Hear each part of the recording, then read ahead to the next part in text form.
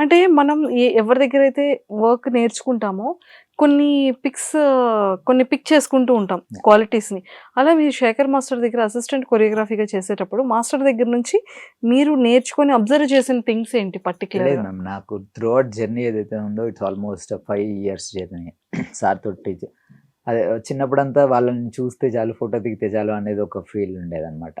So, ఎప్పుడైతే sir వాళ్ళ దగ్గర పని చేస్తున్నామో సో, వచ్చింది ఆపర్చునిటీ ఇది ఖచ్చితంగా యూజ్ చేసుకోవాలని ప్రతిసారి డే అండ్ నైట్ వర్క్ అప్పుడు కంటిన్యూయస్‌గా ఫిలిమ్స్ ఉండేవి చాలా. హ్మ్. సో, నేను చేసినంత కాలం కంటిన్యూయస్‌గా ఫిలిమ్స్ చేసాం. అండ్ నేర్చుకోవటం అనేది ఇప్పుడు కెమెరా ఎనకాలుండి షూట్ చేయగలుగుతున్నాం అంటే బికాస్ ఆఫ్ మెయిన్ రీజన్ అన్ని మాస్టర్ గారితో అన్ని సాంగ్స్ చేసే అవకాశం వచ్చింది కాబట్టి ఇప్పుడు చేయగలం. ఏదున్నా గాని వాళ్ళని చూసే. బట్ పని చేస్తూ ఉండాలి మ్యామ్ అంతే. ఆయన మాస్టర్ గారిని నేను నా కళ్ళతో చూసాను. ఎంత డే అండ్ నైట్స్ కష్టపడుతూ ప్రతి ఒక్క సాంగ్‌ని హిట్ చేయాలి. ప్రతి ఒక్క సాంగ్ అంటే ఇట్స్ నాట్ ఈజీ. ఒక ఫిల్మ్ మనం నమ్ముకొని, ఒక సినిమా సాంగ్‌ని అంత పెద్ద బడ్జెట్‌ని జస్ట్ ఒక కొరియోగ్రాఫర్‌ని నమ్ముకొని ఇవ్వటం అనేది it's not a easy thing. అందరికి కూడా అది ఈజీ జాబ్ అని కూడా నేను అనుకోననమాట.